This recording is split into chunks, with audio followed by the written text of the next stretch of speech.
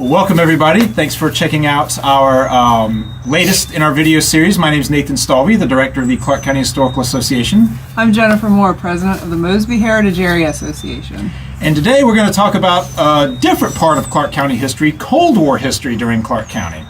Now, for those of us who grew up in the Cold War, it could be kind of a scary time. We never knew when the bombs are going to drop, especially here in Clarke County when you're very close to Mount Weather and Washington, D.C.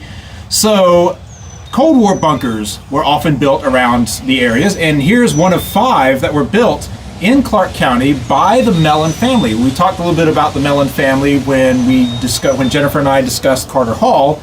Well, the Mellon family built some of these bunkers for their employees who were working here in Clarke County, and they wanted to keep them safe so they'd be able to go back to work.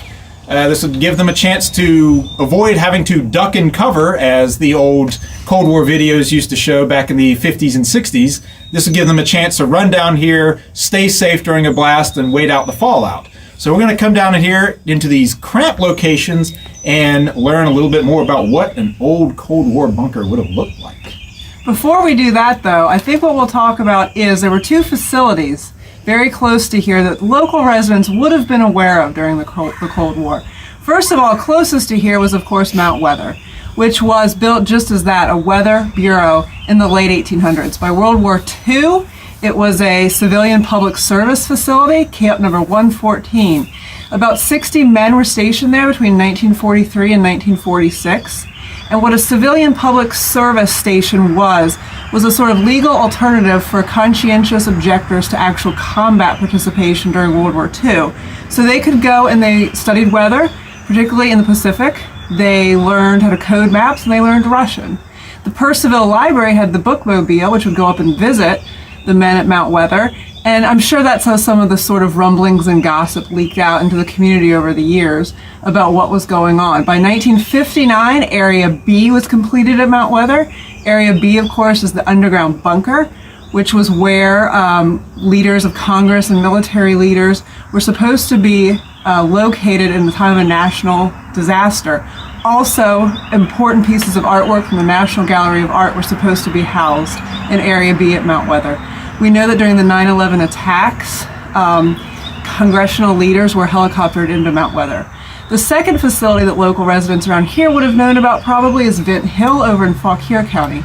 Vint Hill was a cryptology station, an army base, and a electronic warfare center where they studied signal interception and signals intelligence. And we do know from articles that came out later during the Cold War, at Vint Hill, they did intercept Soviet military and diplomatic conversations.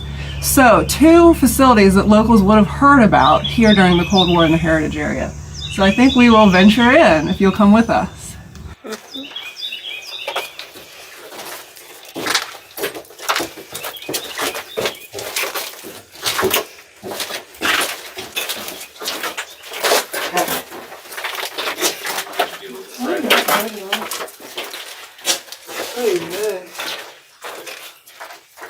So what we're looking at in here, if you come on in here to my left, this is the main room.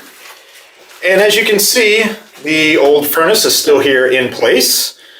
Over time, a water pump was added in here as well. And this, you can see some of the main power box. This is basically the main room. You're looking at probably about 80% of the entire bunker itself. Very small quarters, no more than 7 feet high. There would have been cots that people would have slept on. And to my right here, this is where some of the ventilation would have come from. As you can see, items have been removed over time. Here, they would have had to cook food. Here's some of the leftovers that were here during the Cold War days. Somebody's iron skillet still sitting here on the counter here. And these are some of the vents right here that go outside. Now this would have filtered out any of the air coming in from the outside and any of the air going outside as well.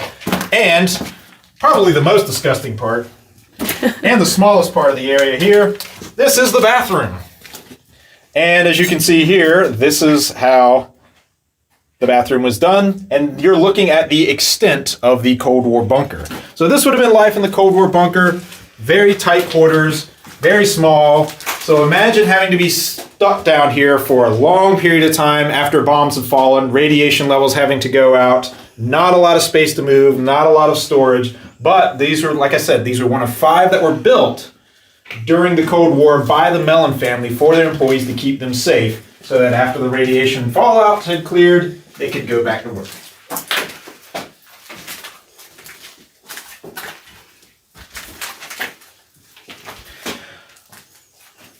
And now here we are standing outside of the Cold War bunker, and this is one of the shafts right here that we saw connected to some of the pipes on the inside. Thank you so much for tuning into this video and learning a little bit about the lesser known fact of Clarke County's history. Again, my name is Nathan Stalvey of the Clarke County Historical Association. And I'm Jennifer Moore, again with Mosby Heritage Area. It's been fun being socially distant with you today in Clarke County. And thank you, and please be sure to check out our Facebook pages, social media pages, and our websites for more online content during our self-quarantining. And thank you all for tuning in.